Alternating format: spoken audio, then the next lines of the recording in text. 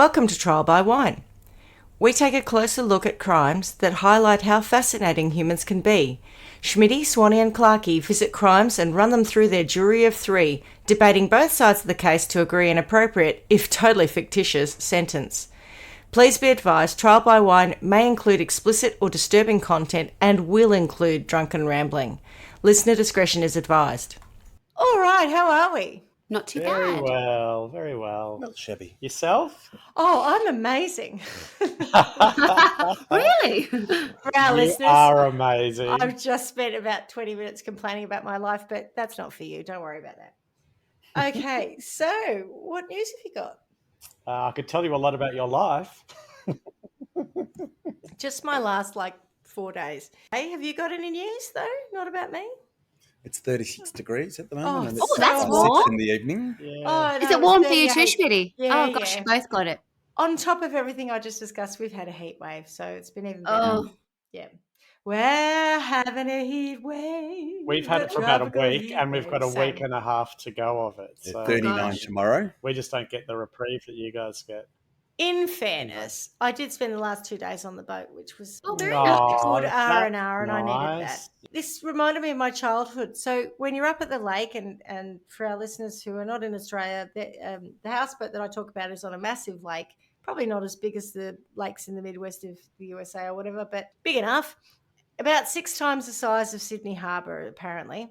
And Oh my God, that's huge. it is huge. I don't know what I was It thinking. takes- Some piddly little bath. I don't know. Is that funny? That's much bigger than I thought it would be. Some of my friends, and Clarkey, I can't remember if you were in the car at the time, took a wrong turn when they were meant to come up, and it took them 5 hours to drive around it. So that might give you an Oh, indication wow. of how big it is. It's Yeah. huge. That was us. Yeah, it wasn't. I wasn't sure if you were with Karen and others. Don't know what you're So- talking about. Yeah, I will be there for 6, and by the time they arrive, it was like 11:30 because they'd gone up the wrong way and they'd had to circumnavigate the entire lake. So it's a big way. Because it's so big, it's quite cold generally. But this reminded me of my childhood because it was so hot at 38 degrees and we'd had multiple days of this sort of heat that when you jumped in the water, it actually was for most of your body's length warm. And then you'd hit the cold bits. So you had to really dive down to get cold. Dive down to get This it, is yeah. what it was like when I was a kid. Like you'd be swimming and you couldn't get cold. You couldn't get Mhm. cool. So I suppose we should introduce ourselves. I'm Schmidty. I'm Swanee. And I'm Clarkey, and together we are Trial by by wine. Wine. And on that topic, what are we drinking? Swanee's got a... Oh, look at that! Coles It's the budget home bottle. brand. Coles home brand soda water. Cost of living crisis. Absolutely. Look at that. That's quite nice. Sparkling mixer. Hmm. Oh, look at Oh, that. and what are you mixing it with? Crime. Saliva. Saliva. No, nothing. I'm going to guzzle it straight from the bottle. Class act. Nice. Ooh. We're having a Pinot Grigio, an alcohol-free one. It's had the alcohol gently removed. Oh, good one. Glad it wasn't aggressively done. It's called Tread Softly Everything Except, which I assume implies it's got everything except alcohol. Have you had it before? Tread Not softly. this one. No, I mean it's okay. It's I struggle to It's an find alcohol removed wine. Yeah, but it's okay. also not super sweet. That's good so much though. of what you That's drink good. is just sickly sweet. So these are okay. Yeah, I mean, I was on a 0, if you recall, the last time we recorded, and I didn't mind it. I didn't finish the bottle because, Why would what's the you? point? Yeah. And at the end, I sort of thought it was okay, but it was very grapey, I found. But, Yeah, it's okay. Well, I'm on pirate juice, and that's simply because it's all I had to hand at the time that I thought I'd better get it organised. And I have a bottle of soda water. So we're going to do 2 recordings today. So for our listeners, I've elected to go first with my story so that I don't get too drunt to be able to read later. As if that would happen. It's been known to happen. So I have a story for you. Do tell.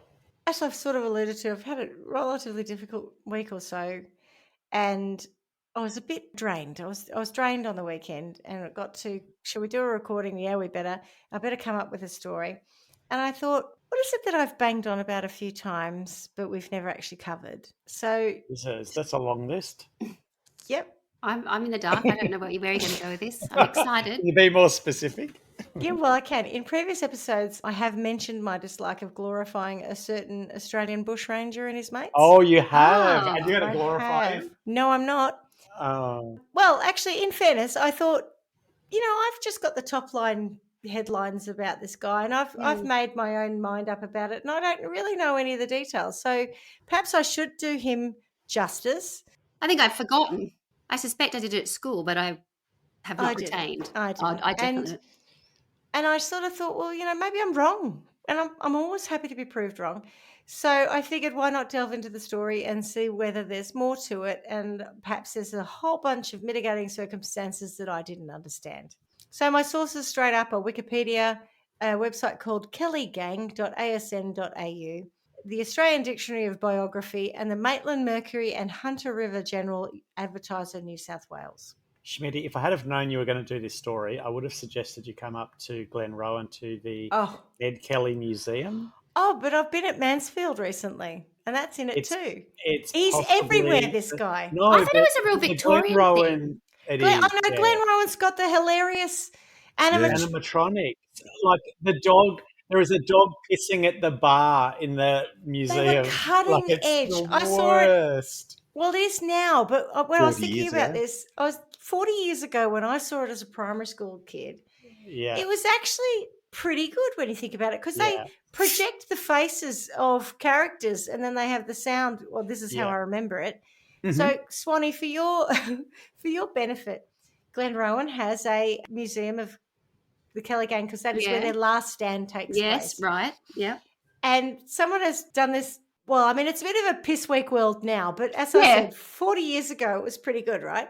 Yeah. And you go in there and they've got sort of like, I'm not sure if I'm right about this, guys, but almost mannequins or animatronic type creatures that move a little bit. But then they project faces onto them, and then over the loudspeakers comes the speech from each of them, which is quite disconcerting, because suddenly someone's face is lighting up and they're a character and they're talking. This is my very, very vague memory of it. But I will pay tribute to the Glenrowan Museum for Ned Kelly, because it was cutting edge 40-something years ago. Just going to say that. Maybe could do with an update. And you're right, Clarkie, next time I head up to your way, which, by the way, Barno Arthur gets a mention and so does Chiltern. Ooh. But, so very close to your home ground right now. Next time I'm heading up to Kelly country, as we like to call it, I might swing into Glenrowan and have a little look-see and see if it is what I remembered. How far away is it from you guys? Glenrowan? Yeah. Maybe 50 minutes, an hour? Okay. About an hour, I would say, yeah. And that's obviously on the Victorian side. Oh, yes. Yeah. But I'd recommend, if you are planning on doing that, make sure you're running late so you don't have time. It is a shit experience nowadays. If the Glenrowan Museum would like to sponsor us, it's going to be a hard sell. Yeah. Contact us at trialbywine@gmail.com. Oh, goodness. Anyway, so the irony of all of this is I thought it would be a pretty simple thing to write this up. But it turns out there's a lot of naughty behaviour going on amongst a whole lot of people. So I'm going to try and keep it as simple as possible. Otherwise, we'll be here for a long time. And I'm not guaranteeing that we're going to be here for a short time either, but hopefully we'll be here for a good time. True. I'm sure our international listeners will be riveted, given that they've got probably no idea about who you're about to talk about. Certainly, if you're listening to us in the US, you may think about this in the context of Billy the Kid. This is our version of the Wild West. Yeah. So John Red Kelly was born in Clonbrogan, County Tipperary, Ireland in 1820. At the age of 21, he was transported to Van Diemen's Land, which is now called Tasmania, for stealing 2 pigs. He did 6 years in a penal colony. Probably, yep. I don't even know if it was at the same time or one after the other. Strong details bloke. He was a strong bloke. Maybe they were little piglets. I have no idea. Wow. Anyway, he nicked a couple of pigs, and he went to a penal colony for 6 years, which was possibly Port Arthur. Not 100% sure on that. And he was released in 1848, where he went to Port Phillip District, which is now called Victoria, which is the state that Clarkie, Woo and I live in. And he got a job as a carpenter with a farmer called James Quinn at Wallen, which is now Just Wallen, a bit like Just Ken. Red married James, sorry. What am I saying? Sorry. I've got an apostrophe there that I didn't pay attention to. Well, that's pretty. Red married A same-sex Jameses. marriage. I was going to say that in those days.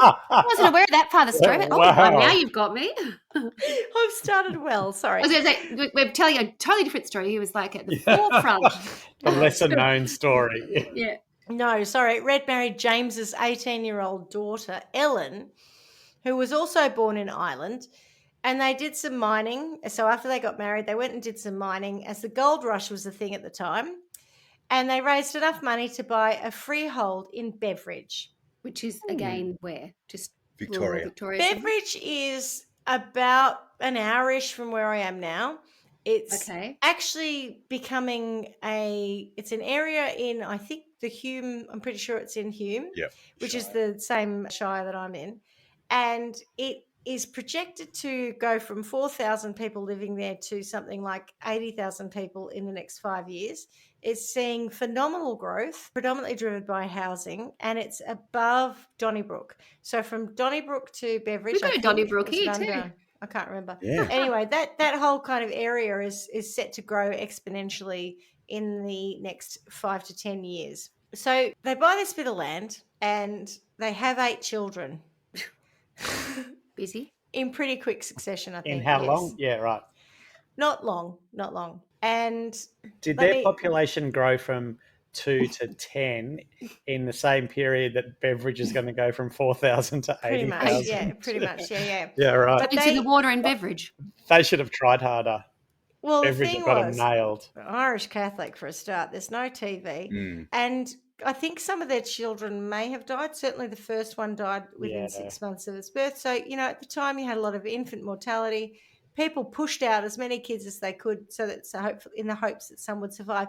And it reminds me of that painting, and I can never remember who it's by, but that painting, it's a famous one where it's a 3-panel series and it starts with McCubbin. Yeah, it's beautiful. It's the people who come over as settlers, pioneers, immigrants, basically Swanee. And in the first one, they're young and whatever, and I think they have a baby. In the second one, they're standing over the grave of the baby, and there's a house in the background. So it shows the progression of the pioneers. Oh, okay, I do know that. And then the third one, I think it's an ancestor looking at their graves on the land that they settled from memory. Okay. It's absolutely beautiful. It tells a marvelous story. Fantastic piece of art. McCubbin, thank you. Wow. But this whole period is that, right? Right, yeah. So you've got to go right back to no infrastructure. It's our Wild West, effectively. The bush, what we call the bush. Out the bush. Yeah. So the thing about it at the time is that there was a bit of a push in the mid to 18 push in the bush. The government was trying to create this idea of selections. Get 8 kids to do that. That's how you get 8 kids. It is how you get 8 Not kids. again. Anyway, I'm not talking about procreation now. I'm talking about land management. Okay. And so the government had said, what we'll do is we'll create small agricultural plots and we'll let people buy them or lease them. It's a bit complicated, but, you could buy half of it and then you had to pay a certain amount and then you had to pay it back over a certain lease period. But you ended up being a landholder, a freeholder eventually. They were called selections. And the idea of them was, what had happened was, before that, you had all these people came in and said, squatters' rights, I'm taking over a bazillion hectares and that's mine. And the squatters were running sheep and cattle and they were big stations, if you like, and they were very wealthy. And so then the government says, well, we don't have enough land being utilised for agriculture. So what we'll do is we'll break this up and we'll give people with less money or people who haven't got in there first this opportunity to have land. And it did remind me of, I don't know if any of you have seen the magnificent, I think it's Ron Howard film, Far and Away, with Tom Cruise and Nicole Kidman, where they, at the end of it, they do the California or Oklahoma or someplace like that. They do a land grab. And they literally do these races where they go bang and then you run out and you put your flag in a plot and that's yours and you get to work it. Let's never mind the Indigenous people who lived there in the first place, whatevs, right? And if our listeners don't understand my tone, that was massive sarcasm. So they were selectors. They were people who came from a pretty poor background, and so they bought into this idea of getting a bit of land and trying to work it and trying to do well for themselves. The other thing about squatters is that squatters kind of took the land without a lot of illegally, effectively. And so there was a bit of a tension because they were a bit more nefarious, I guess, or less legal in the ways that they managed that land. And by the time that these selectors were coming along, the squatters were very wealthy and quite powerful in the community. The other thing as a cultural context that I want to give you is that the Kelly family, so Red Kelly and Ellen, were Irish immigrants, and they brought with them, and it's an interesting thing because I've read recently a lot of people talk about, we don't mind people coming to this country, our country, and I'm using inverted commas for our listeners. I'm doing lots of rabbit ears. Rabbit ears.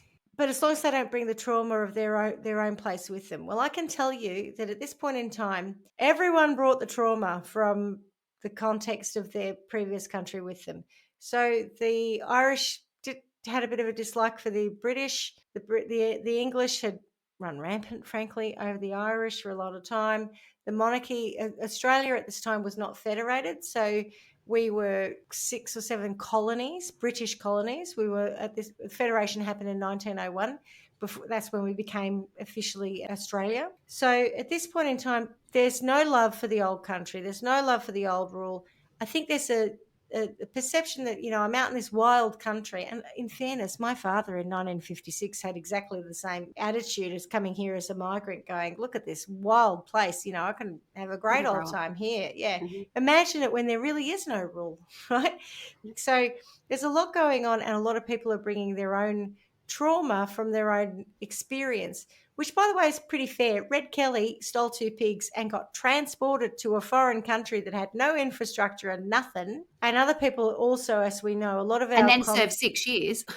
in hard labour, managed to survive it and then tried to build a life for himself. So, yes, there was a lot of awful stories. And if you ever go to Port Arthur, which is just steeped in tragedy one way or the other, there's a lot of stories about the history of people who came over, and some of it was like loaf of bread, candlestick, the kind of crimes that people were transported for were just such petty theft or petty crimes, and yet the punishment certainly didn't fit the crime. Let's put it that way. They weren't really immigrants either, were they? They were being sent here against their will. They were being thrown out because there was no space for them in England. They had all those hulk ships in the Thames, and they were overrun by people who were doing these dumb small crimes because or they were being hung, right? So you could have done something pretty minor and still got hung. And it was all effectively driven by the Industrial Revolution, so as far as I understand it. So people who used to have good country lives in agriculture were being forced off the land because there was not as much work for them. They'd go to the cities, crime spiked. And they found their way to Australia, New Zealand, the US, Canada. England basically was like, we're going to take our problem kids and put them somewhere else. So as I said, Red and Ellen popped out 8 kids. Their third child, who happened to be their firstborn son, was named Edward, and he came to be known as Ned. Now, the land at Beveridge that they had, thanks to their gold mining money, was shit, frankly, for farming.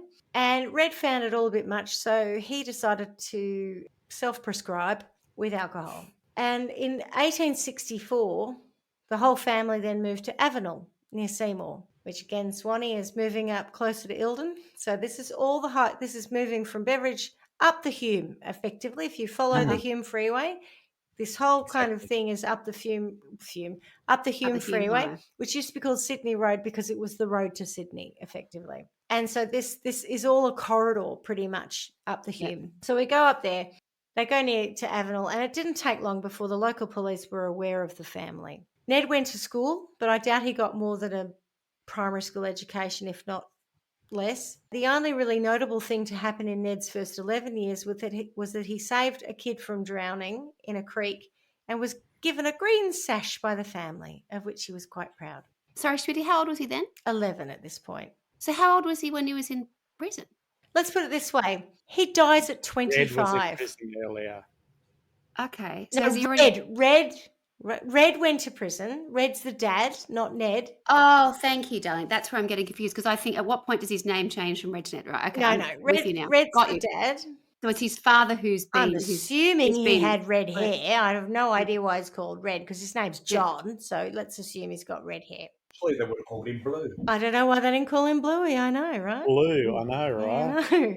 which is so Australian. But anyway, so speaking of Red going to jail, Red then got banged up again in 1865 for receiving a stolen hide. And he actually got banged up because he couldn't pay the £25 fine. £25 was actually a shit ton of money at the time, so it's not surprising.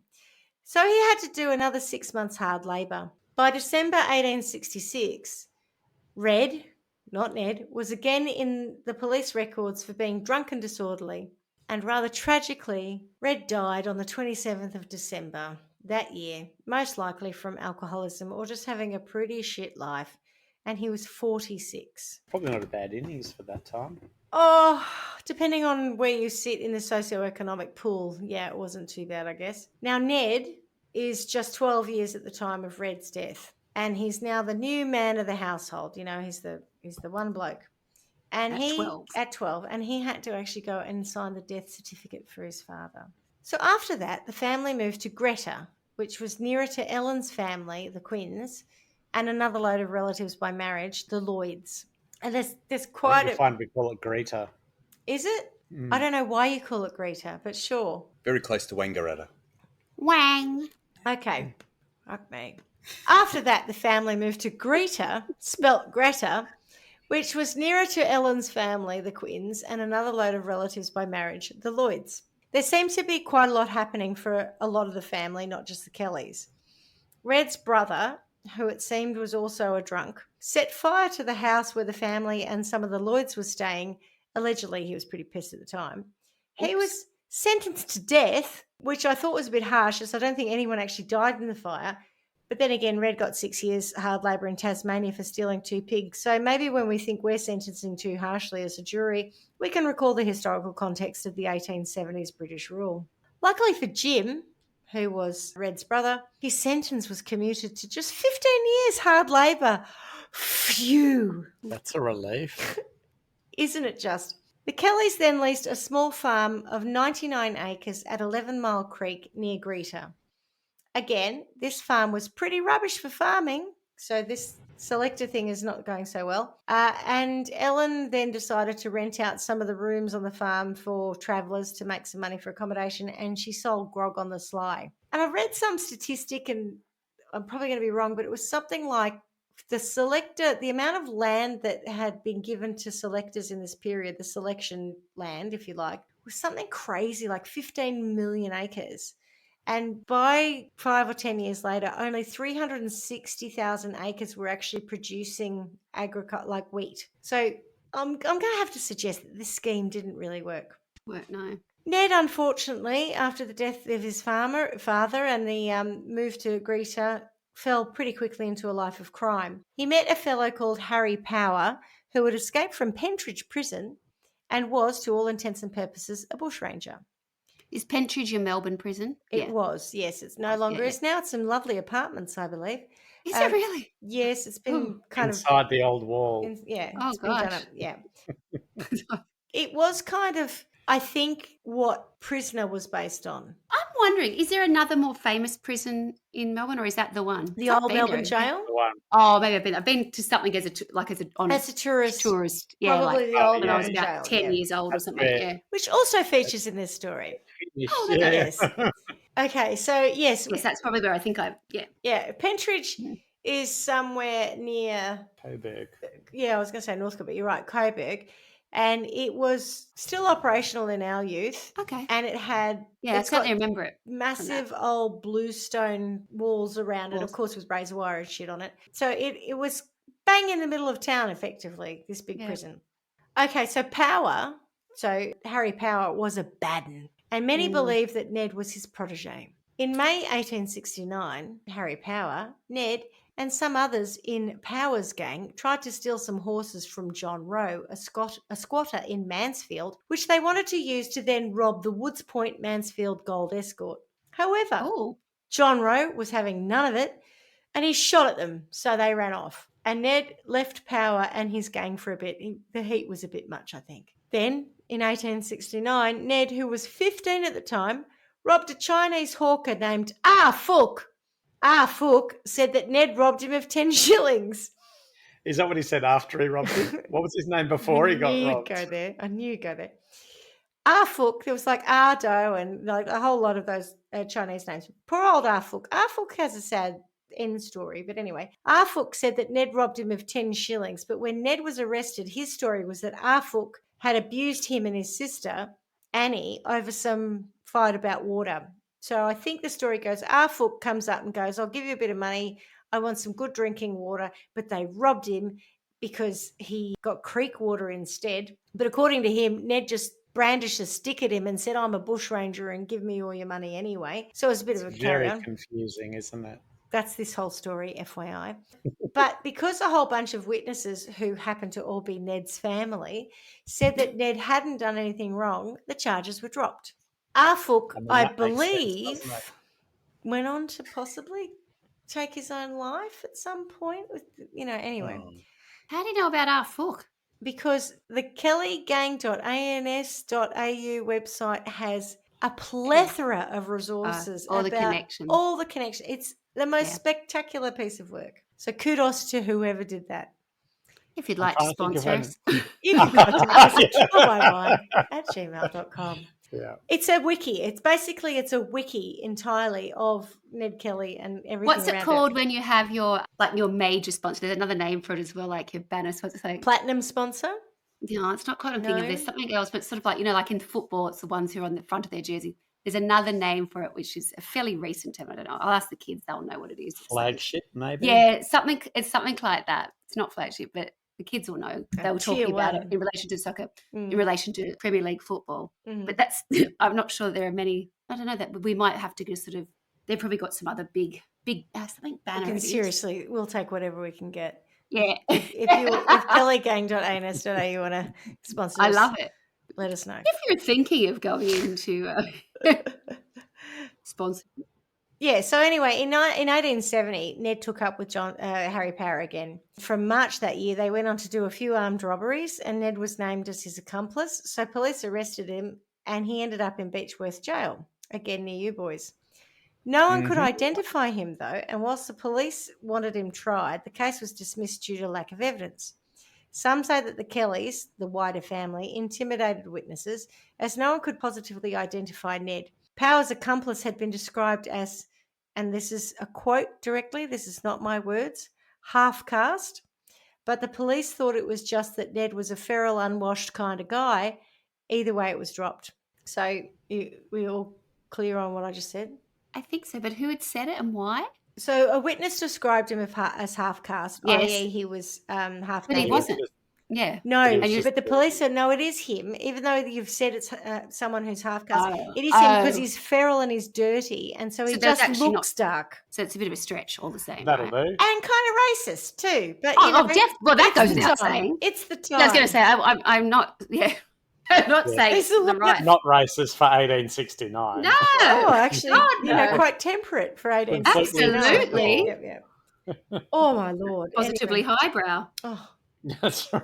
So, if you have a look at the aforementioned Kelly Gang website, there's an insane timeline of all the charges against various Quinns and Kellys and Lloyds and everyone who were up there. So they were all very busy, but they were just not busy farming. Power was arrested later and always thought that Ned had informed on him. Oh, that's not good. Turns out it was someone else in the family, some uncle or something, but Power always accused Ned of being a traitor, and there is some suggestion that Ned actually may have provided some information to get himself off some charges himself. Oh. Still, Ned wasn't done Sounds yet. like Nicola Gobbo. It's funny you should say that because there are a lot of underbelly kind of parallels. As I've said before, I get really irritated by people making Ned Kelly out to be some kind of swashbuckling hero. And the more you read about the story, the more involved you get in it, the more you start to think he's no better than Carl Williams. Anyway, we'll get on to it. Ned, and again, I think he's like 16 or something at this time, wasn't done yet. And in a ludicrous turn of events, he ends up getting arrested. Some other guy named Jeremiah McCormick accused Ben Gould of stealing his horses. Ben was a mate of the Kelly family, so he decided to send a rude note to Jeremiah McCormick's wife and a packet of calves' testicles as a 1870s fuck you. Delicious. Which he got Do Ned. they come in a packet? He put them in a little packet and he got Ned to deliver it, right? Or help deliver it. Jeremiah, none too happy about the slight that the calves' balls and rude note, were to his wife, went and confronted Ned. So Ned punched him, and then he got arrested for assault and the rude note and the balls. And he And was the balls. What's the charge? It was something like being rude. Ballsing around. Ballsing around, yeah. He was sent for the first time at this point to Beechworth Jail to do hard labour for 5 months. How old was he at this point, Dave? I think he was 15 or 16. 15, 16, yeah. And he got out on the 27th of March, 1871 and went home to greet her. Then, in a series of very unfortunate events, Ned found a horse, apparently, which some guy named Isaiah Wild Wright had borrowed, and then he'd lost it. Oh. I thought the horse's name was that, and I was like, what? No, then I realized, sorry, okay, got it. The first thing. This guy Isaiah Wild, inverted commas, Wright, borrowed this horse and then strangely lost it. And then strangely Ned found it, but then he took it to Wangaratta. And boys, can you tell us how far on horseback Wangaratta would be from around the Beechworth Greeter area? From the last time you did it? As it is In case. 10 Greater from Wangaratta. Oh, that's not too far, actually. Maybe wouldn't be 20, But would from it? Beechworth, didn't you say? It's further from Beechworth. No, he was in Beechworth Jail. He went back to Greeter, and now he's taking a horse from Greeter to Wang. Greeter to Wang's 10K. 10K. So that's about 4 or 5 hours, I estimate, horseback. But I with probably no should, roads. maybe I should Google With no it. roads and not doing 100 k's an hour. Greeter Road wasn't around then. The bypass. So he finds his horse, right, and he goes to Wang, and he hangs out there for 4 days. No apparent reason. On his way back to Greta, he gets pulled up by a constable, Edward Hall, who tries to arrest him on the suspicion that the horse was stolen. Kelly and Hall get into a punch-up. It's 21 Ks. 21. Okay, in that case, that's a good 12-hour ride. So it's a fair distance to take the horse to Wang. How fast does this horse go? Is it a 2-legged horse? No, there are no roads, right? They're just going through high country. Well, there are some roads, but they're not great cut roads. Well, he's not riding it hard. He's probably, ambling along. It's a seahorse, isn't it? Anywho, Edward Hall goes, "You've stolen that horse." And he goes, "No, I haven't." And there's a bit of a punch-up. And then Ned gets subdued with a bunch of onlookers. And then Constable Hall beats the shit out of him with his pistol. And Ned's head was described as a mass of raw and bleeding flesh. Oh. He was arrested and charged with horse stealing, but the charge was downgraded to feloniously receiving a horse. Oh. Sounds a bit Have you rude. ever feloniously received something before, let alone received? I saw that in the Amsterdam Sex Museum. I know. Someone has feloniously received a horse. I know, right? And I think someone must have realised that good old Wild Wright had actually stolen the horse. So Ned got a 3-year sentence for feloniously receiving a horse. Ooh. And Wild Wright, who I think actually did steal the horse, got 18 months for his part, but I'm not really sure. Also, he resisted arrest and got a punch-up, so that's probably added to his time. Yeah. Head butted a gun too many times. So, again, he does time at Beechworth Jail, and then he goes to Pentridge, and then he spends time on a prison hulk off Williamstown, which sounds absolutely awful. So if you're unaware of prison hulks, they were ships that had been decommissioned because they were not saleable anymore, and they were kind of rotting, and they just put all these prisoners on them and just left them there to rot with the hulks. So he gets out of jail early, though, for good behaviour, of course, because there were no horses to steal. Incredible Hulks? No, they were not. Of course, he's, a pattern that we like to discuss in the judiciary system that we talk about all the time. He gets good behaviour because there were no horses to steal on the prison hulk at Williamstown, I'm pretty sure. And for a few years after he gets released, he sort of behaves himself. He does some legit work at sawmills, and he wanders around New South Wales living as what he described as a rambling gambler. Now, Ellen, his mother, then marries some American guy at this time whose name is George King. And George and Ned, so it comes back to Greta, George and Ned set up an organised horse theft operation, which, according to Ned, over its time in operation, stole 280 horses. So he gets 3 years hard labour for stealing, possibly, feloniously receiving a horse. If they stole 280 horses and got caught for it, it would have been probably, I'm going to have to say, a death penalty, right? 3 times 280 years. So, or sent off to Port Arthur with the hope that they would not come out. So some of the members of the King group were also in the Greeter mob, who are another gang that liked to set themselves apart from your average criminal by wearing what they described as flash attire. But to me, they looked a bit daft. The Greeter mob are also called a bush larrikin gang, which I find interesting as it certainly has connotations of being a sort of less dangerous or less serious kind of gang. Is it like Peaky Blinders? Well, I'm not sure. They had their hats, right? And instead of wearing the chin strap under their chins, they wore it under their noses. This is why I say they look pretty stupid. That's the larrikin. That's the larrikin. You're like, oh, look at us, aren't we larrikins? I'm like, freaking idiots. No, you're just idiots. Yeah. Oh, fuck, get rid of that fucking mullet and pull your pants Put your hat on up properly. and put your hat up properly. I mean, it's a bit like that. Other Greeter mob members were Dan Kelly, so Ned's brother, Jack and Tom Lloyd, Joe Byrne, Steve Hart, and Aaron Sherritt. And they were all local boys. And they all grew up together, and some of them were related, like the Kellys and the Lloyds were actually related through marriage. In September 1877, Ned was arrested in Benalla for riding over a footpath whilst drunk. And, of course, he's riding a horse. Rightly so, too. Yes. There was a kerfuffle the next day with 4 policemen who were taking him to court. One of the constables was Alexander Fitzpatrick, who was a friend of the Kellys at the time. I think he'd grown up also with Ned and his family. In the fracas, Constable Thomas Lonergan grabbed Ned by the balls, which did not go down well with him. It did not go down well with him at all. George King and Ned had sold 6 horses they'd nicked from some guy called James Whitty to a bloke named William Baumgarten of Barnawartha. Hey. There we go. That's at the end Baumgarten. of our street, Schmidty. I mean, Swanee, yes. What is it? Sorry, where? Barnawartha. It's up the end of our road. Oh, is it that close? Is it? Well, it's a couple of Yeah, Ks. We call it Barnawartha. Wow. I don't care. It's Barnawartha. I'm sick of listening to you and your silly pronunciations. What do you call it? Barnawartha. Barnawartha. Apparently it means parting of the clouds. So remember Ellen married this American bloke called George King who was running this big horse stealing organization.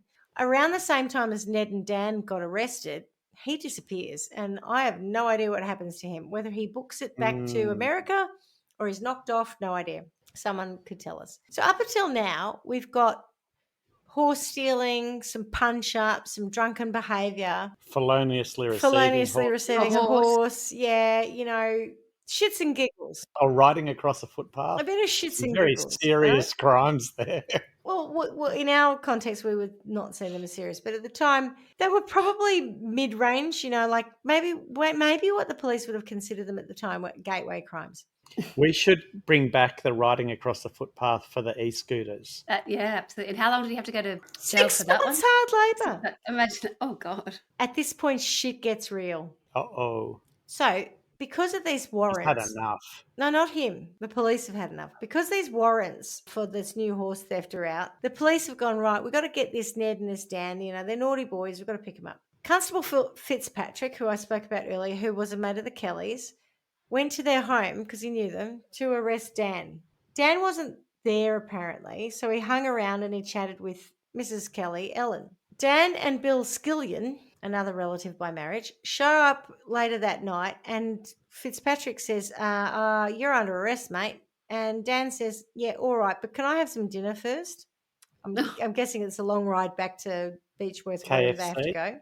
So Fitzy goes, yeah, okay, and he stands guard over him. Now, this account is all according to Fitzy. So apparently, then Ned rushes in and tries to shoots at him with a revolver. Ellen, Mrs. Kelly, then whacks him over the head with a fire shovel. Another fracas ensues, and Ned fires at Fitzy again, wounding him on his left forearm. They kept saying above his wrist, but I'm going to say that's probably your forearm, right? So then Bill Skillion and Bricky Williamson, whoever the fuck he is. Oh, Bricky, he's new. Good old Bricky Williamson rushes in with guns and they disarm Fitzy. Then Ned says, oh, shit, sorry, mate. I thought you were someone else. And then another constable come to arrest someone because, you know, like that's what we're expecting.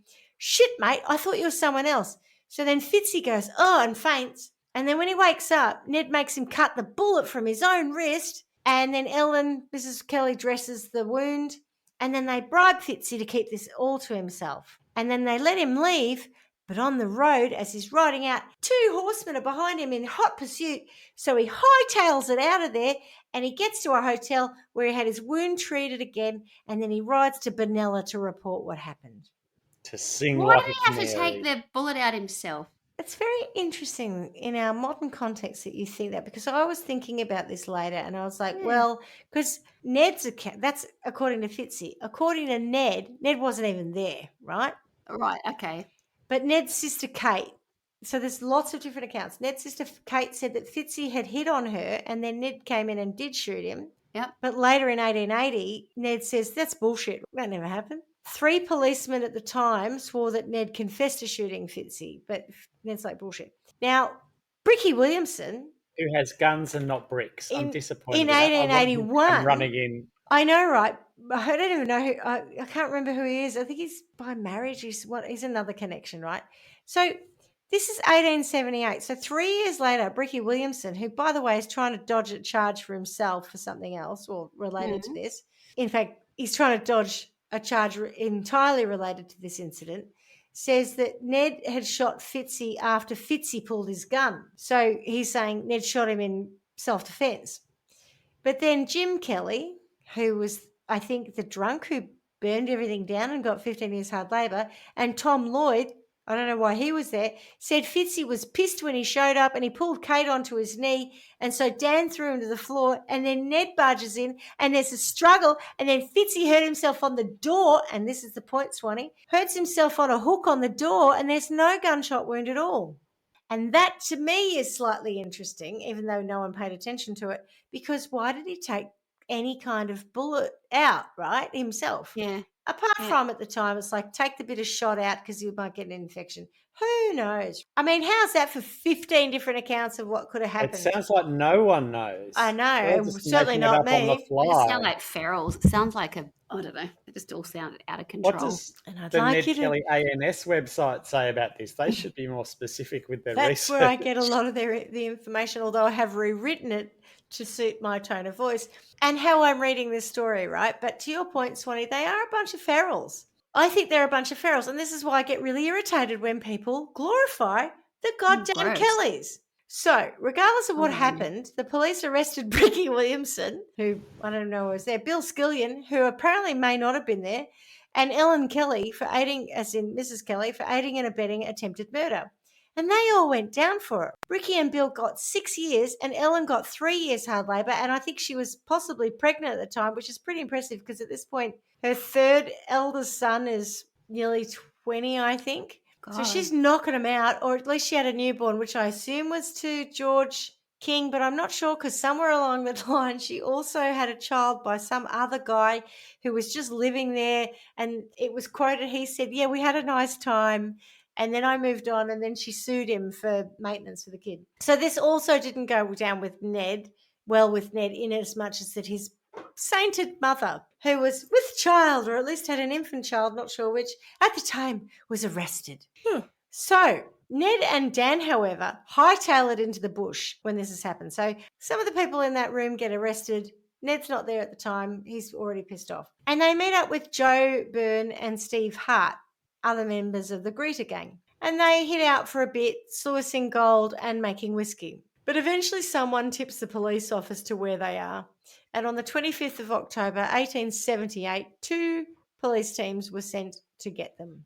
And I'm not sure about this because I read that, but the one we're going to talk about is this team that was Sergeant Michael Kennedy and Constables Michael Scanlon, Thomas Lonergan of ball grabbing fame, and Thomas McIntyre. And they all camped overnight at Stringy Bark Creek. Toolloombullup? Is that all right? Is that okay? Or is it Toolloombulloop? Toolloombullup. What is it? Anyway, Toolloombullup, which is about 36 kilometres up the road from Mansfield. Oh, no, I'm getting it wrong. It's Tumballup. Fucking hell. They camped overnight at Stringy Bark Creek, Tumballup, which is 36 k's up the road from Mansfield. So now what they didn't know was that the Greeter mob weren't far off from them at all. So the police are camping at Stringy Bark Creek, no idea that the Greeter mob are somewhere near them. They're about 2.5 k's away. And Ned picked up the police's tracks. And I think this is significant. So the next day, Ned, who at that point, knowing that there were warrants out for him and Dan, and that there'd been this fracas about possibly shooting Fitzy and whatever the shit happened there, could have just packed his guys up and run away. They're in the bush. They're 2.5 Ks. Like, that's a significant distance, really, when you think about it in terms of Highland bush. They could have gone the opposite direction. But no, let's just go to the police camp instead. So Kennedy and Scanlon were out looking for the gang, so they're not there at the time. McIntyre and ball grabber Lonergan were at the camp. And Ned comes along, and Thomas McIntyre is the first that he comes across, and he's unarmed. So he surrenders pretty much immediately to Ned because he's got no choice. Lonergan, who, let's face it, Ned is very unhappy with because Ned felt that the ball grabbing incident, was like to kill him. He was very unhappy about it. And it was a bit unmanly as far as he was concerned. It wasn't playing fair. It clearly had done a good crushing job because Ned was very angry about the ball grabbing incident. So Lonergan goes for his gun and runs to some logs and jumps behind the logs for cover. But Ned, again, not being a fan of him, shoots and kills him. Oh. In the balls? No, I'm not sure. Just in whatever shot he could get. Remember, also, this is 1870, right? Like, we're not talking about really accurate firearms. It's impressive at times that they can shoot and kill anyone. Anyway, Ned said later that he did not begrudge his death, saying he was the meanest man that I had any account against. He described the ball grabbing, as I said, like to kill him. So I would say that Lonergan had left an exceedingly lasting impression on Ned. I also saw a photo of Mr. Lonergan, and he did look a bit mean, I've got to say. So McIntyre was left with the gang. So just this one guy. His other constable's been shot in front of him. He's got, I think there's 4 of them, and the rest of the gang and Ned. And he says, now hang on, guys. The other 2 policemen that are coming up here, now they're Irish Catholics. Don't be bringing all your political shit. Be nice to them, okay? They're like you. So you don't want to kill them, Ned, because he doesn't want his colleagues to get killed. Around 5:30 p.m., the other 2 ride up, and McIntyre says, hey, surrender, just put your guns up, surrender, because Ned told him to do so, and he won't kill us if you put your guns down. Instead, unfortunately, Kennedy goes for his gun, and there's a bit of a shootout. Scanlon managed to get off the horse, and at the same time, he was trying to get his rifle up, and Ned shot him. And then Kennedy got off his horse and tried to surrender. So he'd shot Kennedy in the armpit, and then Kennedy actually tried to turn around and surrender, and he actually dropped his gun. But Ned Kelly didn't realise that, so he just shot him in the chest and killed him. But he himself said, I didn't realise that he was actually trying to surrender. So, Oh, okay. Oh, well, in that case, it doesn't count. Yeah, oh, Our mistake. never mind. at the same time as all this is happening, our mate Thomas McIntyre, the most sensible of all of them, who's like, I surrender immediately. I have no guns. Leave me alone. He gets Kennedy's horse and he books it out of there and races off to Mansfield, which he reached the next day. So remember I said where we were, Stringybark Creek was 36 kilometres from Mansfield. And that's why I was saying that the horse ride for 20-something Ks must be relatively slow, because this guy is racing to Mansfield to talk about his 3 colleagues who've just been shot dead, and it takes him to the next day to get there. And this altercation happened at 5:30. So it's the next morning Probably he had a arrived. sleep. Well, I'm sure, and the horse would have had to have some rest. Same with the other journey, Wangaratta Greeter. And aren't we lucky that we have the Hume Freeway now? Is all I have to say. Right. Is it not even the Hume Highway?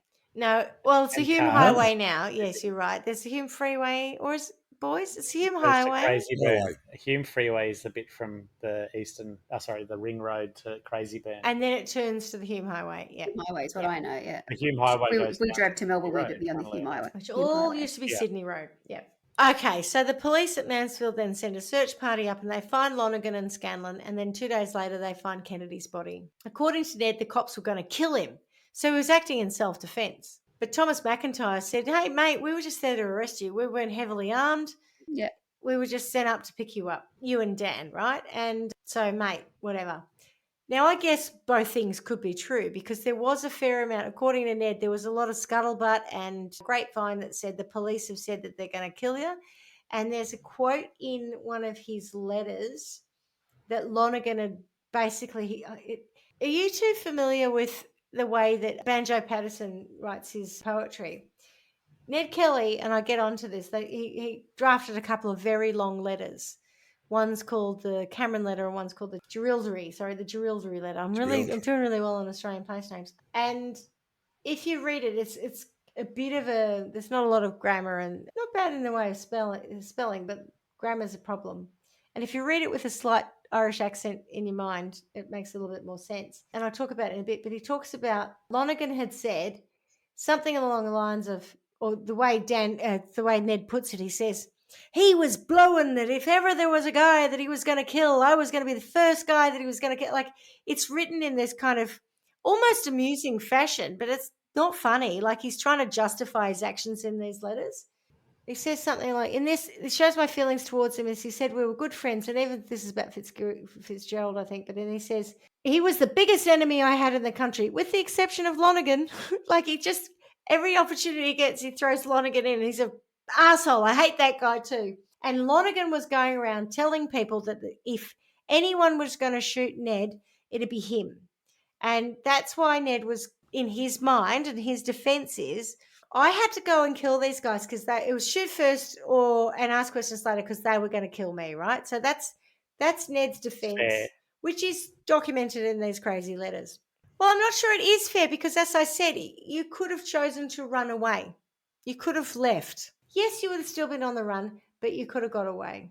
Also, if someone's threatening to kill you, maybe you'd want to go and get them first. I agree. So that's why I'm saying both things could be true. The police could have set out saying we weren't going to kill him, we were just going to arrest him and his mate because they were just stealing horses at this point. They hadn't killed anyone. There may have been an altercation with Fitzy where they may have shot him. We're not really sure. But from his perspective, the police were out to kill him. Okay, so now they're cop killers. True that. Yeah, and the government announced a reward for their arrest. And then they passed, not long after, a Felons Apprehension Act, which came into effect on the 1st of November 1878. The gang were given until the 12th of November to surrender. But as they didn't do that, by the 15th of November, they were officially outlawed. By being officially outlawed by the government, it meant that anyone could kill them. Anyone. Oh. Without any consequence. I saw Ned Kelly, so I shot him dead. And by the way, there was a reward going at this time too. So I think we're getting real Wild Westy here. And anyone helping them... That's going to make it easier to catch someone, doesn't it? Well, that's the idea. The idea is yeah. to try and catch them. But also, the consequence of this law was that anyone who was helping them and sympathising with them in any way faced up to 15 years hard labour themselves. So the gang at this point, they take off up to the Murray, and they are intending at this point to cross the border into New South Wales, but the Murray at the time was flooded. So they couldn't... Raging. It was raging, so they couldn't get there. So they turned back and they headed back into Victoria. Needing cash, they hatched a plan to rob the Bank of Euroa. Joe Byrne did a recce on the town, and then the gang held up the Young Husband Station, which was just out of town. 14 people were held hostage, and some of them were likely sympathisers of the Kelly gang anyway, and they knew about the raid in advance. They then went out to cut some telegraph wires to, cut communications effectively, and picked up some new hostages who were a hunting party who happened to be out at the time, and some railway workers who they added to the pile of hostages they had at the homestead. Joe Byrne stayed behind with the hostages while Ned and Dan and another went to Euroa. I think it was Steve Hart. They held up the National Bank of Australasia, making off with cash and gold, and again took more, and it was something like £2,500 worth of cash and gold, which was a considerable stash. And again, they took more hostages back to the station. So now they've got 37 hostages, which apparently they entertained by doing some trick riding for them, which made me think of Hollywood on the Gold Coast and, those sorts of things. And then they left them, I think, with Joe again, telling them, oh no, they all left, and they said, stay here for the next 3 hours, otherwise you will suffer the consequences. So while they were at the homestead, Joe Byrne wrote out 2 copies of a letter that Ned had dictated to him, which were posted to a man called Donald Cameron, who was a Victorian parliamentarian, and they also sent a copy to Superintendent John Sadlier. And interestingly, at the time, because of some comments that Donald Cameron had made in Parliament, Ned foolishly and incorrectly thought he was a sympathiser. This is one of the letters which is referred to as the Cameron letter. The letter describes what happened with Fitzy and the Stringybark Creek murders, saying that the police were corrupt and that they'd harassed his family, and basically he acted in self-defense, and it was the system that was to blame. In a classic move, though, of we can't catch you, so we're going to hurt everyone close to you, the police went about arresting all the suspected sympathisers of the gang. So it reminded me now of the Scottish Assizes when the English went and basically broke up all of the clans in Scotland after the Culloden War. It's got that same kind of feel about it with, just people coming in and going, right, you're a sympathiser. It's a witch hunt, or what was the McCarthy witch hunt, the communist hunt kind of thing. But it's all about the Kelly gang. So over 30 people at this time were arrested, and some were released within a couple of weeks, but 9 had to hang out forever waiting to find out if they were going to do hard labour or be released. And it was obviously a tactic to draw the gang out, but it didn't seem to work. Needing money again, though, the gang goes to Jerilderie,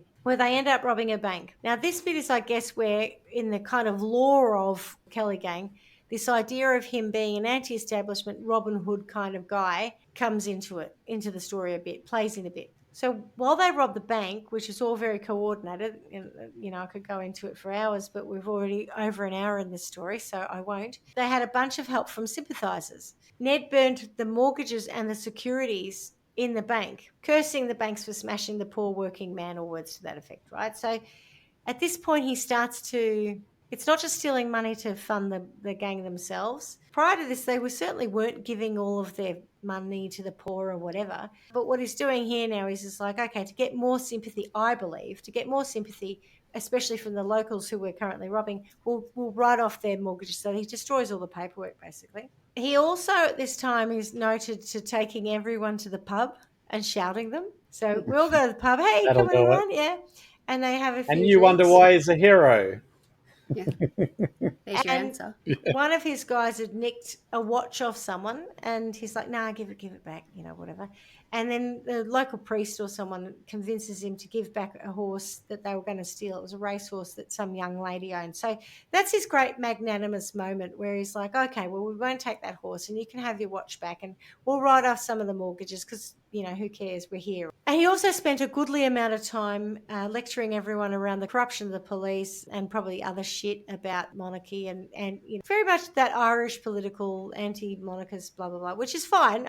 I'm not arguing. I think you've got a fair position if you've been the oppressed party. But he's taking his time at this point to use his platform. And then the gang pisses off with the horses and weapons and their cash and their gold from the bank. Now, before this raid, he writes another ridiculously long letter. I believe it's 56 pages long. And this is called the Jerilderie letter. And he's talking about how his life got like this because of the oppression of the police. And he talks about the history of Irish rebellion against the English. And he also basically makes threats to the establishment, and he raves on and on. So we've gone from being a robber and whatever to starting to consider himself as a bit of a man of the people and a voice of the oppressed. You know what I mean? Like, I think he's got a certain celebrity at this point as well, and he's starting to get there. You know what I mean? He gave the letter, the Jerilderie letter, to a bank accountant with the intention of having it published. But the authorities actually suppressed it, and they only published bits and pieces. The letter eventually was rediscovered and published in full in 1930, which didn't really help him much. According to historian Alex McDermott, Kelly inserts himself into history on his own terms, with his own voice. We hear the living speaker in a way that no other document in our history achieves. I don't know, mate. Have you read any of A.B. Patterson's works? It's very similar. It has been interpreted as a proto-Republican manifesto. One eyewitness to the Jerilderie raid noted that the letter suggested Kelly would have liked to have been at the head of 100 followers or so to upset the existing government. It has also been described as a murderous, maniacal rant and a remarkable insight into Kelly's grandiosity. Noted for its unorthodox grammar, the letter reaches delirious poetics, Kelly's language being hyperbolic, elusive, hallucinatory, full of striking metaphors and images. His invective and sense of humour are also present. In one well-known passage, he calls the Victorian police a parcel of big, ugly, fat-necked, wombat-headed, big-bellied, magpie-legged, narrow-hipped, splaw-footed sons of Irish bailiffs or English landlords. Whew, that's a lot. I'm not sure which insult he's trying to get across. Yeah. It's diluted by the fact there's so many, I think. And the letter closes, I know, neglect this, and abide by the consequences, which shall be worse than the rust in the wheat of Victoria or the druff of a dry season to the grasshoppers in New South Wales. I do not wish to give the order full force without giving timely warning, but I am a widow's son outlawed, and my orders must be obeyed. Jeepers. So up until now, there'd been a reward for Ned and his gang. It started about £800 and then it goes up to £1,000 or whatever. But after Jerilderie, everyone's like, fuck this shit. And the New South Wales government and the banks cracked the shits and they raised that to £4,000. The Victorian government also matches it. So now the reward's £8,000. And I don't know because I'm not doing a time money converter, but I'm going to hazard a guess that we're talking millions, the equivalent of millions. I mean, even in the 60s, my parents bought our house, which is now worth lots, for something like £28,000, right? So this, go back 100 and something years earlier, this is shit tons, right? And All I'm thinking is how typical. New South Wales get the banks to help them raise the reward, and Victoria gets the taxpayers to do it wholly and solely. Bad financial management even back then. Nothing's changed. Right. I'm sorry, that made me laugh when I spilled a bit of drink on my white pants, which is very upsetting. Okay, so we've got this massive, biggest reward ever for bushrangers at the time. The police organised for 6 native police from Queensland to come down to Victoria to help track the gang. It's a long way to go. Yeah, and there was this beautiful article, which I, again, didn't want to read out to you, but it's so racist and so lovely at the same time. And it's about these 6 poor trackers who came down from, and these guys had been co-opted into the Queensland Police Force from like age of 12. It's so patronising and condescending about these guys. Oh, they were lovely and they were very well received and they didn't upset anyone. And there were no complaints to be had about the native trackers. Yeah, they'd love to leave their family and friends to go down to died? Victoria to hunt criminals. Like, of course they would have. Like, died of TB or something. I think he's buried in Victoria or something. And they were like, oh, and they travelled down from Queensland by boat and they were terribly seasick. Well, of course they bloody were. And then they travelled down here. And I think one of the police bosses at the time were like, oh, they're going to be useless here. And in fairness, it's not the terrain that they track in, right? So I'm not really sure that the trackers were that helpful. But I've got a little side note about them at the end, so I wanted to keep them in the story. But this is how serious it is, right? Now we're bringing Aboriginal trackers from New South Wales for our listeners who are not from Australia. The expression native police force in that period of time, some of our Indigenous people were co-opted into basically policing under British rule, which included murdering their own people and everyone. It was horrendous. There's a couple of really good books on this. They're very disturbing. If it takes 12 hours to go 20 kilometres, I know. How long how by many ship? hours does it take to come down from Queensland? I know, right? That's how bad this was. The gang actually disappeared for about 17 months. So there's this period of time where they lay really low. I think it was after Jerilderie. And the government's getting all this heat and the police are because they haven't caught them. And so that's when they start to kind of bring in people like the trackers, etc. So by May 1879, the Victorian Land Board blacklisted 86 alleged Kelly sympathisers from buying land in northeastern Victoria. This is very like all the behaviour that happened in Scotland and in Ireland, in point of fact, by the British to try and break the back of people who are showing any sign of rebellion or standing up against government. But all it did was piss the people off, right? And it made them more inclined to help the gang. Hard to believe. I know. So there's a lot of pressure on the police, as I said, from the media and from Parliament about what the hell are you guys doing? You haven't caught these larrikins. And then there was a bit of shuffle in the top brass, and I couldn't be bothered getting into it. But, one super senior person gets sacked and someone else comes in and blah, blah, blah. And that some of the police, as I said, they weren't really keen on the native trackers, the Indigenous guys coming in. And then they were like, oh, okay, fine, let them have a go. They took a lot of funding away as well because they're like, you're not getting anywhere. And they deployed all these additional police officers from Melbourne up into the countryside to try and catch these fellas. And this is going on for 17 months or something. So they can't really afford it. And they also had troops. They had army troops trying to find these guys as well. So it's like it's full on. Anyway, then Assistant Commissioner Charles Hope Nicholson, who had been the leader of operations at Benalla. Now, he tried to be he was relying on an informant network, right? So he was all about spies and shit. He gets replaced by June 1880 by Superintendent Francis Augustus Hare. In June 1880, a police informant, Daniel Kennedy, no relation to the man who got shot, I don't think, or maybe there was, I mean, they're all probably related, said the gang were going to do another raid and had made bulletproof armour out of agricultural equipment. But Hare says, oh, that's a load of old bullshit, and sacks Kennedy, who, as we now know, finds himself on the right side of history. Yeah, that's right. Yes. It was bang on. He was bang on. So earlier in the story, there's this guy, Aaron Sherritt. I mentioned him once. He was part of the Greta gang, or Greta mob, right? Aaron had been a really good friend of Joe Byrne, having known him his whole life. I don't know what the relationship between Aaron and Joe was. What makes them such great friends? What was it? I can't speak to what the relationship was, but Joe was very important to Aaron. Oh. And I'm not going to cast any nasturtiums on that or aspersions, but somewhere along the line, Aaron becomes a police informant. And it's believed he cut a deal with the police to inform on the Kelly gang in order to protect Joe Byrne from repercussions. Oh. That's why I say I'm not clear on the nature of their relationship. As things with Ned and his guys escalated, the police were monitoring various known locations, including Joe Byrne's mum's house near Beechworth. Aaron Sherritt happened to live next door. And so the police, him being an informant, used his house as a base, and there were some caves around there as well that they were using to keep an eye on Mrs. Byrne's house. Now, Joe's mum, Mrs. Byrne, had actually seen Aaron with the police in 1879, and she had just basically told everyone he was a turncoat. So Joe and Ned, wanting to test it, because they like Joe had been his bestie. I'm not casting aspersions anyway. Joe and he had a close relationship, so I'm guessing that Joe didn't want to immediately accept that he had betrayed him in any way. It's very Jesus and the apostles like at this point, right?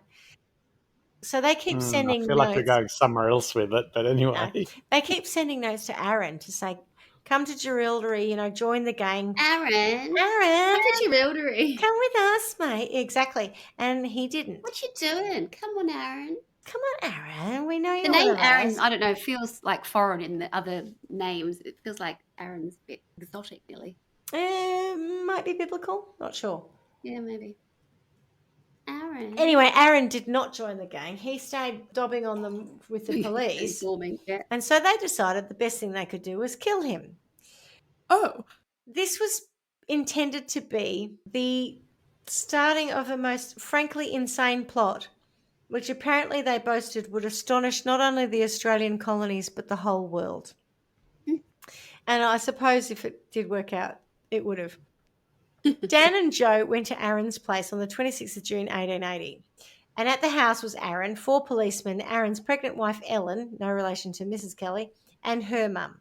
Dan and Joe then kidnap a local gardener and they make him, come on, and they got him at gunpoint and they make him knock on the door to call out to Aaron. So Aaron comes out not knowing the dead. Aaron! Yeah, Aaron, come here, Aaron. A lot of people are calling out for Aaron's attention, aren't Come they? out or the gardener gets it. No, it was just, Aaron, it's what I didn't write his name down. Whatever my name is, the gardener. Can you come out and look at the geraniums? Anyway, so Aaron comes to the door and they shoot him in the throat and the chest with a shotgun. Oh, that's not nice. No, they're not That'll pleasant. do it. So that's our 4th murder from the gang. The police, I love it, hide in a bedroom.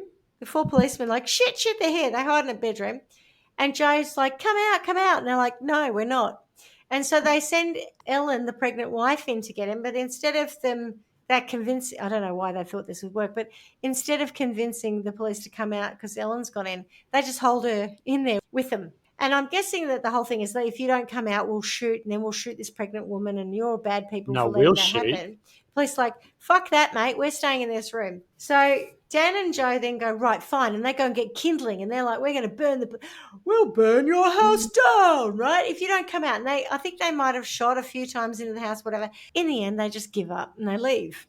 Aaron Sherritt's murder, however, was to be the first domino to fall in a grand plan that, when you think about it, is a bit like that old game Mousetrap. It is that loose. Do you remember Mousetrap? Yes. Yeah. And, if you had something slightly misaligned, it didn't work? Yeah. I bought it for the kids, and it was just a nightmare to actually is this have the plan. patience to set it up. Yep. That's this plan. Ned and his gang think that this is what's going to happen. The police are going to hightail it to Beechworth to report Aaron's murder. Then they will telegraph Melbourne, and a police special train will be sent up from Melbourne collecting more coppers in Benalla on their way to Glenrowan, because they've worked out the stops, right? There at Glenrowan, they're going to derail the train and they're going to kill everyone on board. All the police. Then they're going to go to Benalla, which now has no police because they've killed them all. And they're going to rob the banks, bomb the police barracks, torch the courthouse, free all the prisoners, and just go nuts and then run off into the bush. That's the fucking plan. I mean, it sounds like a great plan. And it's crazy. Basically, they said about doing it. While Joe and Dan were knocking Aaron off, Ned and Steve Hart were forcing railway guys to damage the track at Glenrowan, and they selected this special spot where there was a sharp... They still haven't repaired it, just an FYI. Well, because it's a tourist attraction. So they smashed this bit that's a sharp curve at an incline, and they think the train's going to be going at 60 miles per hour, and it's just the best place for it to derail and go off into a deep gully. So it's all going to great. And they said at the time, they're quoted as saying they're going to send the train and its occupants to hell. Oh. Oh. So they take over the railway station and the local inn, which is across the road. Glenrowan's not that bad. They take over the railway station and they take the local inn, which is across from the railway station, which, by the way, is not the only inn in very tiny Glenrowan at this point in time. And they hold all the men that they pick up at the hotel, and any of the women and the children were taken to the station master's house because, we have to separate these people, to be held as hostages. At McDonald's Railway Hotel, another hotel, which is across town, they had their horses and a keg of blasting powder and fuses, as well as their trusty bullet-repelling armour that the superintendent Hart thought was a load of old bullshit. However, whilst they had a plan, as we know, not all things go to plan, and they don't all turn out the way you expect. So the cops over at Aaron's didn't run straight to report the death. They hung around for ages because they were shitting bricks that Going to get them. The other guys were still outside. Yeah. Joe and Dan were still outside. They just hung for yonks. Back in Glenrowan, 62 hostages now were all gathered in the Glenrowan Inn. And as the train hadn't shown up, they were having a bit of a party. This goes to your point, Barky, earlier about the Glenrowan Museum with the dog pissing and everyone's on the piss in it, aren't they, really? Apart from till you get to the final shootout. And they were drinking, they were singing, they were dancing, they were playing games. They're Irish. They had nothing better to do. They're waiting for the big shit to happen. So what are we going to do? We'll kill some time. And in some ways, the defeat of the Kelly gang, spoiler alert, has a lot to do with how impaired they were by alcohol because of this. Oh. A lot of people at the time said Ned was really quite nice to them, pretty decent, although he did terrorise one poor guy by threatening to shoot him. Eventually, Ned goes, oh, for God's sake, this will take forever. So he lets 21 hostages go. And he miscalculated a bit, though, because he trusted the local schoolmaster, whose name was Thomas Curnow, who was like, oh, yeah, I'm on your side. Don't worry about it, mate. What do you need? So Thomas Curnow helps him to capture the only constable in the whole of Glenrowan at the time, some poor guy called Hugh Bracken. So they get Thomas Curnow and they capture Hugh Bracken and they lock him up. But Thomas Curnow, he's a turncoat. He's trying to get on Ned's good side. So all the while, he's plotting to bring him down. So eventually at 9 p.m. on the 27th of June, a police special train did finally leave from Melbourne to go to Beechworth. And I'm telling you, it's not a short journey. But I'm going to quote this whole next bit from Wikipedia because it explains it the best. In addition to its crew and 4 journalists, the train carried Sub-Inspector O'Connell, his native police unit, wife and sister-in-law. Why would you take your wife and sister-in-law to this? Anywho. Because it's a long journey. Do you want to come out for a day? We're on a holiday. Popping up to Glenrowan. Probably all going to get killed, but do you want to come? How ridiculous. So they stopped at Benalla at 1:30 a.m. to take on Superintendent Hare and 8 troopers, raising the passenger count to 27. I don't think the train goes that fast nowadays. Oh, no. I was going to say... Well, it's a special police train, so I'm guessing they've cleared everything. Now, this is where Hare, who may not have believed in the agricultural, armour, but he did do something smart here. He orders a pilot engine to travel ahead of them as a lookout. Oh. So an hour later, the pilot approached Glenrowan, an hour later, as the pilot approached Glenrowan, our mate Thomas Curnow, the schoolmaster who's a turncoat, signals it down to stop, and he tells the driver that there's an intention to derail and murder everyone on board of the train coming behind them.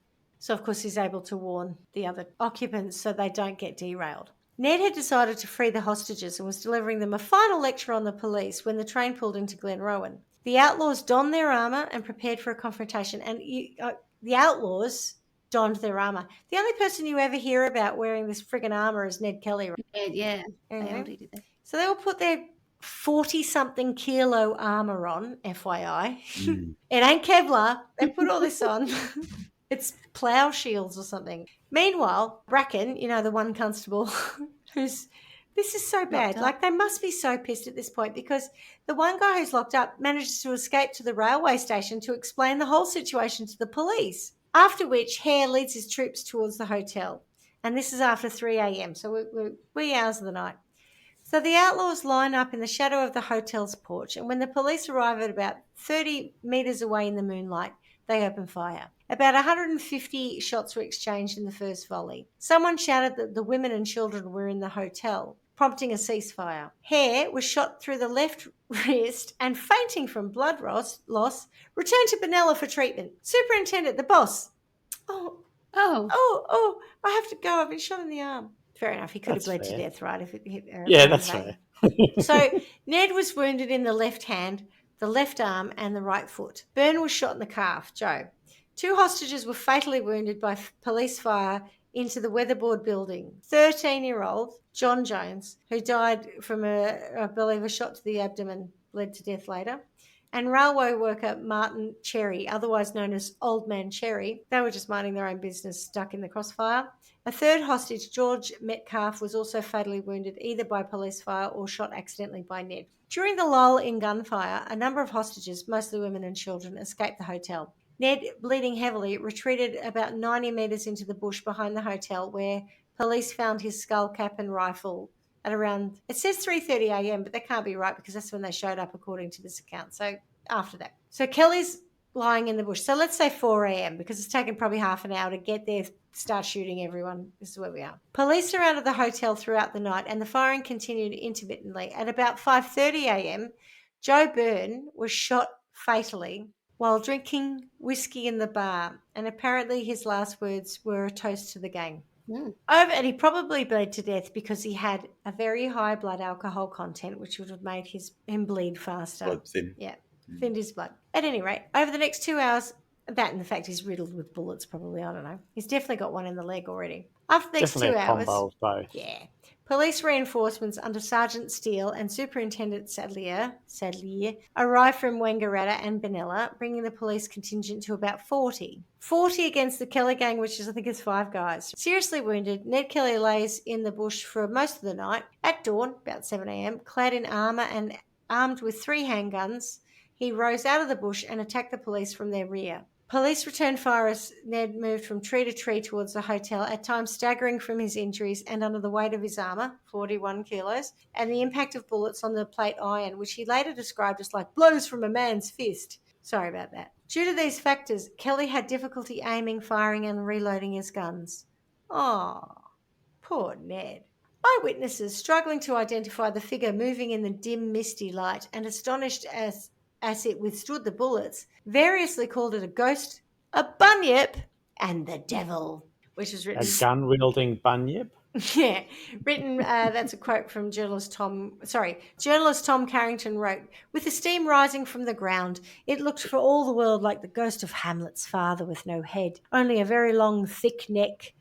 It was the most extraordinary sight I ever saw or read of in my life. I felt fairly spellbound with wonder and I could not stir or speak." The gun battle with Kelly lasted around 15 minutes, with Dan and Steve providing covering fire from the hotel. It ended when Steele brought down Ned with 2 shotgun blasts to his unprotected legs and thighs. Ned was disarmed and divested of his armour by the police while Dan and Hart continued firing on them. Dan was wounded by return fire and Ned was carried to the railway station where a doctor attended to him. He was later found to have 28 wounds, including serious gunshot wounds to his left elbow and right foot, several flesh wounds caused by gunshots, and cuts and abrasions from bullets striking his armour, which showed a total of 18 bullet marks, including 5 in the helmet. Now, for our international listeners, if you've ever seen Monty Python, The Holy Grail. It's a flesh wound. Ned Kelly's armour was not dissimilar in a lot of ways to the armour of that Black Knight who's like, come back here, it's just a flesh wound. I'll bite your legs off. In the meantime, the siege continued. At around 10 a.m, a ceasefire was called and the remaining 30 hostages still in the hotel at that point, were able to leave the hotel. Were sloshed. Now, they were ordered to lie down as police checked for any outlaws among them. 2 of the hostages were arrested for being known Kelly sympathisers. By the afternoon of the 28th of June, some 600 spectators, I can't even believe there were that many, had gathered at Glenrowan, and Dan and Hart had ceased shooting. Forbidding his men from storming the hotel, Sadlier ordered a cannon from Melbourne to blast out the outlaws. Then decided to burn them out instead. A lot? At 2:50 p.m, senior How constable... long does it take to get a cannon How long does it take to get 2 guys to come out of there? Surely they've run out of ammo at this point. They've stopped firing. Anyway, at 2:50 p.m, senior constable Charles Johnson, under cover of police fire, set the hotel alight. Now, I love this bit. Passing through the area, I'm just passing through, Catholic priest Matthew Gibney halted his travels to administer the last rites to Ned, then entered the burning hotel. The police didn't. He entered the burning hotel in an attempt to rescue anyone inside. He found the bodies of Joe Byrne, Dan Kelly, and Steve Hart. He's the real hero of this story, isn't he? The causes of Dan and Hart's deaths remain a mystery, although people think they took poison. Police retrieve... Whiskey. Yeah, I mean, they could have, right? Whatever. 84,000 whiskies. They also could have bled to death. I've no idea, right? So police retrieved Joe Byrne's body and they rescued the mortally wounded Martin Cherry, which didn't help out because he died anyway. And Old man Cherry, who apparently was in like an outbuilding in the kitchen. After the fire died out at 4 p.m, the police recovered the badly burned bodies of Dan and Steve Hart. Others wounded during the shootout were hostages Michael Ridden and his baby sister Bridget, who was grazed by a bullet, Jimmy, an Aboriginal trooper, Jones's sister Jane received a head wound from a stray bullet and 2 years later died from a lung infection that her mother believed was hastened by the injury. Whew. So after all of this, Ned Kelly gets taken to Benalla and doctors patch him up, say, you might have a bazillion wounds, but none of them are fatal. You'll be fine, mate. Flesh wound, right? He could have skulled. Outside the lockup where Kelly was kept, they brought Joe Byrne's body and they strung it up and they photographed it, which I think is a bit crass. And they took casts of his head and limbs for a wax of work. its time. And that was later exhibited in Melbourne. People who were sympathetic to them asked for the body, but police said no, and they did a quick inquiry and they buried him in an unmarked grave in a Benalla cemetery. That couldn't have been too hard to find, couldn't it, really, at the time? No. Oh, it's a fresh grave there, and there. Well, it's going to be one of them. Yeah. One of 3. Yeah. And those 2 have got one of 10 markings on even, you them. still find it. It's not like that Benalla Cemetery had thousands and thousands of people in it, I'm sure. True. Dan Kelly and Steve Hart's charred remains were buried by their families in unmarked graves in Greta Cemetery. Ned Kelly got better at the Melbourne jail. There you go, Swanee. Oh, sorry, the Melbourne Jail Hospital. And 4 weeks after his capture, so 4 weeks after sustaining serious wounds to his wrist and his foot and being shot up, it was arranged he got transferred to Beechworth for his committal hearing. Why would he have gone to Beach? Because that's where it all happened. Okay, I don't so know. they go back there, okay. Yeah, right. Don't ask me. You're here, you're there. It's a lot of travel in this, actually. A lot of train travel. You're here, you're there. It doesn't make a lot of Had sense. to get a cannon up there. To get around these days. There's people getting around. I'm like, I can't be bothered. Oh, can't we just do it here? Maybe it was that all the witnesses were up there. So for the trial, we'll call them there because it's easier than them all travelling down to Melbourne. Yeah. So whilst Ned was pretty convinced he was going to get a guilty verdict, so he didn't give a shit really, his defence attorney, who was MP David Gaunson, tried to claim that police persecution drove him into bushranging and murder. That may well be the case, but it didn't do much for Ned's case, and he was found guilty of killing Lonergan. For some reason, the prosecution didn't actually bring forward charges around murder for Scanlon or Kennedy, and he was sentenced to death by hanging. Judge Sir Redmond Barry said, "May God have mercy on your soul," which is, by the way, what judges said every single time they gave a execution sentence, to which Ned then replied, "I will go a little further than that and say I will see you there where I go." As it turns out, coincidentally, Judge Barry died 12 days after Ned's execution. Bum, bum, bum. So there was a big fuss about his execution and 32,000 people signed a petition demanding a reprieve. because there was quite a lot of people who had come from the same immigrant background and could sympathise with the position he was in. It's probably the same amount of people going, shut up and do as you're told. And there were a whole bunch of protests and carry on. And it reminded me a lot of like the anti-vaxxing protests, which were really just a way of dressing up white supremacy, same kind of thing. So at any rate, at 10 a.m. on the 11th of November, 1880, Edward Kelly was hanged in the Melbourne jail, now known as the Old Melbourne Jail, Swanee. And his last words were, well, I suppose it has come to this, which was later quoted by journalists as such is life. Oh. So they weren't his last words? No, they were later requoted to be such is life. And, wow. and that, like a lot of the bullshit around this story, has become the law. Well, that makes Ben Cousins look like an idiot. He got such his life tattooed on his He should have stomach. done the research, right? Now, What should it have said? It's Oh, much well, longer. it has come to this. Oh, well, I suppose it's come to this. You wouldn't He get did that have tattooed on your apparently an stomach, would Irish you? accent, FYI, but it wasn't as strong because it was first generation Australian, second generation Irish. But he did have an Irish accent. Everyone had an accent back then. To be sure. Now, I don't think Ned Kelly was a Robin Hood figure, but his acts and his death led to a royal commission into the conduct of the Victorian police during the Kelly rampage. This led to findings that there was widespread corruption in the police force and there was quite a bit of a shakedown that took place. The report said that the police had acted fine, actually, over the Kellys' crimes, but in other ways were corrupt as heck. So the way they were managing a whole bunch of other things were actually a significant issue. The reward money, that £8,000, when it was carved up and it went out to a whole bunch of people with Superintendent Hare, famous for saying that agricultural arm is a load of old shit, got £800, which was actually the lion's share of anyone. So 10% he got for it. Mm. And, if he actually had listened about that, the fact that this guy had said there's going to be another raid and they're going to use this armour, maybe 3 innocent hostages might not have been killed. But sure, take your 800 squids. You deserve it. Yeah. I did want to note this. Those are the Indigenous trackers who came down from Queensland and got that racist, condescending, but of its time, kind of not intending to be any of those things. Compliment, yeah.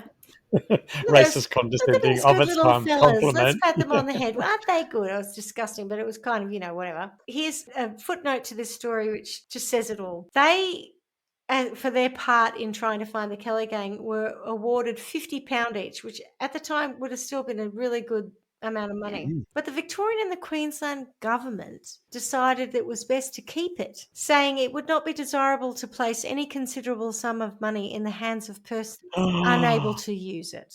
Gosh, you still hear that today, don't you? And the Kellys thought they were the victims of racism. Tell that to the trackers and fuck. And that, my friends, is the story. Fuck your trackers. Fuck your trackers. Fuck your government. Give me my 50 quid.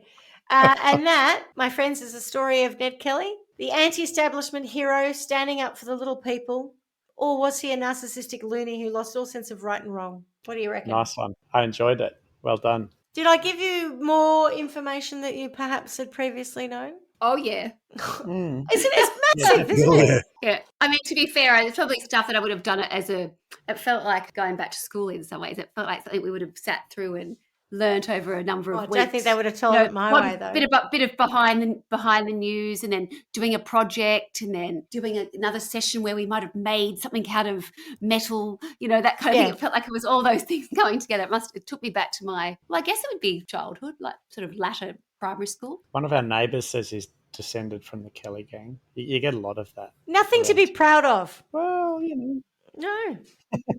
Oh, sorry, I forgot this. Small footnote. In 2012 or 2013, the remains of Ned Kelly, which had been identified, were repatriated to the family and buried in, was it Greta or, I can't remember, somewhere up there where the family are. And 300 people showed up and they cried and they cheered. The Kelly family, the descendants of the Kelly gang and Ned Kelly himself have said that, ironically, when you say that people are sitting around going, oh, I'm descended from the Ned Kelly, like it's something to be proud of, they've actually copped a lot of shit over the generations for being the sons of a criminal. Really? And their view is, well, they don't think he's a criminal. They don't think he's a hero. You know, I think what they're saying is it's just of his time and it's just the way it was. But I found it really interesting that I think they dug up the remains when Pentridge was closed and the old Melbourne jail. So when the old Melbourne jail got redone, they dug up all these, unmarked People who'd graves. been- Yeah. yeah. And for a long time there was a skull running around, which people said was Ned Kelly's skull. But thanks to DNA testing, it's not actually. In the remains, and that was the other thing,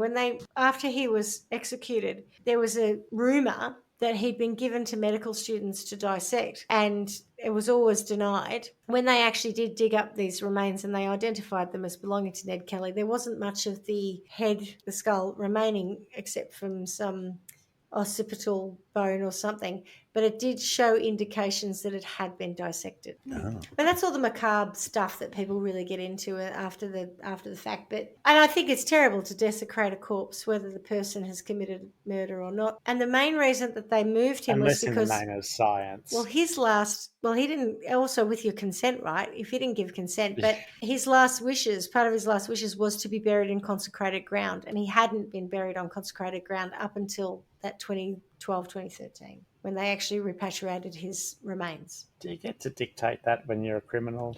I know, right? And also, you've committed a mortal sin. You've murdered 3 people, and you've probably had something in like Aaron Sherritt's death. You definitely had a hand in that, right? Whether you didn't pull the trigger or not, you knew about that happening.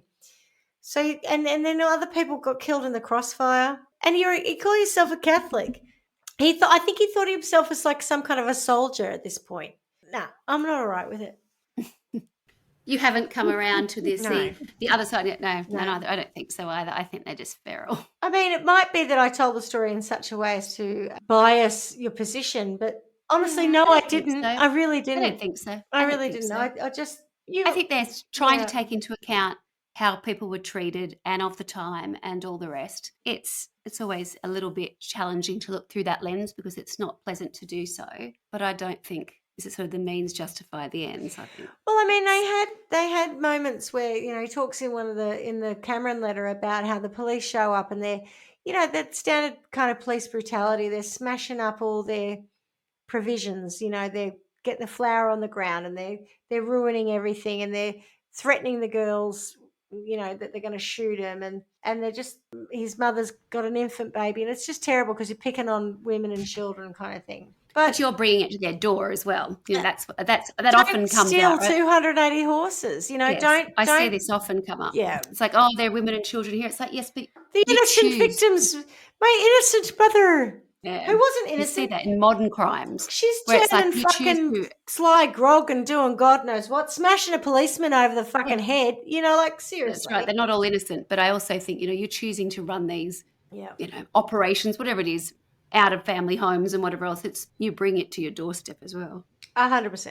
Do you think Victorians have some kind of because it's a Victorian story? Do you think you have some kind of, or not so much a greater interest, but do you think people there would be more inclined to think that he's a hero or care? I'm not sure that people care around the rest of the states quite so much. Yeah, so I'm Kelly, interested. yeah, probably. But And then also because of the families and the people that would come from that, in terms of, relatives and all the rest must be lots of people who can claim to have had somebody who is somehow involved at some point. Not I. I come from a good No, not you. Adelaide stock.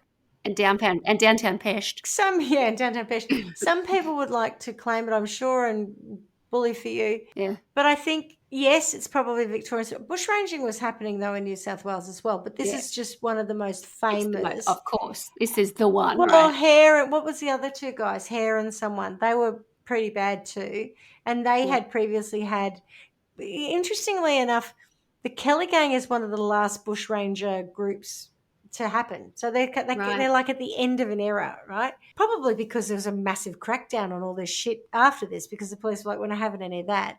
And there did seem to be some kind of, as a result of that inquiry into the police's behaviour, there was a bit of almost a ceasefire that took place. So once Ellen Kelly got out of jail, because she goes to jail, right? The Fitzgerald, the guy who got shot in the arm, allegedly, that happens. Then it's like bang, bang, bang. She's still in jail the whole period of time pretty much for her part in smacking him over the head, etc., attempted murder, till Ned's in jail himself and then gets hung. So I think she was still in jail when she saw him. She was allowed to go and visit him to say goodbye before he was executed. So it's a very short period of time when you think about it, how quickly it escalates. Yeah. And I think what happened after she gets out of jail, she negotiates a kind of peace with the police. They won't hassle them as much about X, Y, and Z, and we won't be so naughty on those things. And it did seem to settle the tensions post Ned's execution. Yeah, I don't suppose they want situations where there are entire towns being held hostage and 67 people having a being burned party. to the I mean, ground. fucking hell, could you imagine it? The imagery, I've never bothered to watch any of the films. Tony said that if I tried to do an Irish accent, as long as I didn't do as bad as Mick Jagger when he portrayed Oh, yeah, I forgot about that. he Yeah. portrayed Ned Kelly, then I'm probably doing all right. And I really steered away from it because I always slip into Scottish when I do it. To be sure. I have to keep reminding myself. Yeah, and then you've got the obviously the Heath Ledger version, and there are lots of other, well, there are I didn't remember that. multiple versions of it. I've not watched any of them because I just, honestly, I don't, it's like the Bonnie and Clyde stuff or Billy the Kid. I don't want to kind of delve into stories of people who are effectively criminals who have been glorified and celebritized. I certainly think seeing Orlando Bloom and Heath Ledger right, as Ned Kelly and Joe Byrne may. Having said that, I've seen the photos of both Ned Kelly and Joe Byrne. They were strapping young men. Yeah, they were quite attractive. Which always helps. Not Lonergan, though. Thomas Lonergan, not a looker. Anyway, he was the meanest man I ever came across. I don't know. I just sort of did some weird American thing. Interesting. Clarky. Oh, there's one. I just read the headline for The Guardian. It says from Mick Jagger to Heath Ledger, Australia's bungled ... I'm not sure what the rest of it said, but I'm pretty sure it'll be bungled way of dramatising Ned Kelly would be my guess and what it goes on to say. I don't think they've ever done a good version of it. No. Yeah, Mick Jagger to Heath Ledger, Australia's bungled quest to make a great Ned Kelly film. Yeah. God. That was back from 2017. Maybe that's what I should do, is write the screenplay of it. Except I'd have quotes like, "Oh shit, sorry mate, I didn't mean to shoot you. I meant to get some other constable." Shit gun. Oh shit, mate, soz. Wrong person, wrong time. Soz about that. Anyway, Clarky, thoughts? Oh, look, I think there's a whole lot of romance about the Ned Kelly story. And I do think if you had have done a lot of cultural context of what was going on at the time, there was an awful lot of corruption, but of mistreatment, that the whole concept of building colonies of people who had stolen loaves of bread and transporting them to the other side of the world, beating them, the way they were all treated, they needed someone to stand up for them. And I think that Ned Kelly is one of the people who represented that. And I think that's, whilst his actions may not seem good, particularly in today's context, I think you need that sometimes. And yeah, but I think there are other people at the time who were still trying to stand up for people who weren't murdering people. Oh, there would have been heaps, but at some point, at what point do you go from saying that's not very nice to taking action, and how far does that action go, and over a long period of time? Like, you talk about all of the things that the story is all of the things that he did wrong, but things like the government didn't allow the Indigenous trackers to have their 50 quid. There's a whole lot of... At the time, they didn't consider them to be equal citizens. That was the thing, not just from the Indigenous. If you were on the Chinese side and the Irish, or the criminal side of the colonies, correct, you were treated terribly. Absolute shit. I think it's very much of its time, but I'm not as anti the whole thing as what you are, because I do think that I just think it's gross. Someone's got to stand up, and there was heaps of stuff that was done wrong on the other side as well that people don't go to jail for. They don't end up, It's more the institutionalized stuff, right? Yeah. We're the ones doing good. We're the... Well, there was genocide happening at exactly the same period. Anyway, so yeah, I'm fine with it. And Swanee, I think to your point about the Victorians, does it stay more in our psyche? 100% it does, because you go to Glenrowan and there's signs about it. You go to Beechworth, there's signs about it. There's a tourist route around Victoria where you can go and see all the different... I feel like it's such a Victorian experience. It is. And that's what annoys me, right? Because the guy who's always trying to get people to go to Ilden, there's somewhere there where they camped for 5 minutes. I'm like, oh, fuck off. Who gives a shit? Yeah. I took a shit behind that tree. Do you want to make that a tourist route? It's not my thing. All right, so you're quite happy that we just ended up where we ended up with that? No sentencing? I mean, it was, when you think about it from a cultural context, there's a whole lot of bad going on. Yeah. So maybe we just leave it as tread lightly. Let's try not to do that again. Correct. Is the PSA there. Let's learn from that. That's what's interesting. At least we can look at it now and see it for the fact that it was just an absolute shit show, because there was so much wrong with how society was being set up, like how they were creating a society and what it was based on. So, if anything good came from that, well, then that's a good thing. Well, came the same bullshit class system that Britain was under, yeah. All right, well, thanks for taking a rollicking ride through Victoria's history. Through Victoria? Fuck, I feel like we've been on trains, buses, we're on a horse to where? It's going to take how long? It's 36 k's, and it's up the Hume Highway. And it's like, I've had, talk about a bit of map work. I've had the maps out there, radio, okay. It's getting very close to Wang and up near you guys. It's like, it's really in your neck of the woods. Yeah, it went literally down the end of our street. Bridge up to Eldon, Barnawartha, Chiltern, Wangaratta. Yeah. Beechworth. I've been everywhere, man. I've been everywhere. Oh, my God. I feel like we've been on the Ned Kelly Express or the Kelly Gang Express, probably. All right. Well, thanks for joining. And as we say every week, miss you already. Ciao. Ciao, ciao. Thanks for listening to Trial by Wine. You can contact us at trialbywine@gmail.com. Please rate, review, and subscribe to Trial by Wine on Apple Podcasts or wherever you get your podcasts. If you'd like to support us, you can become a patron at www.patreon.com, Trial by Wine, or visit our website www.trialbywine.com to donate to us. Your support will help us cover many more cases and apply wacky sentences. We really appreciate you listening and hope you tell everyone about us. Our cover art is by John Christo and music is by Beauchamp from pixabay.com.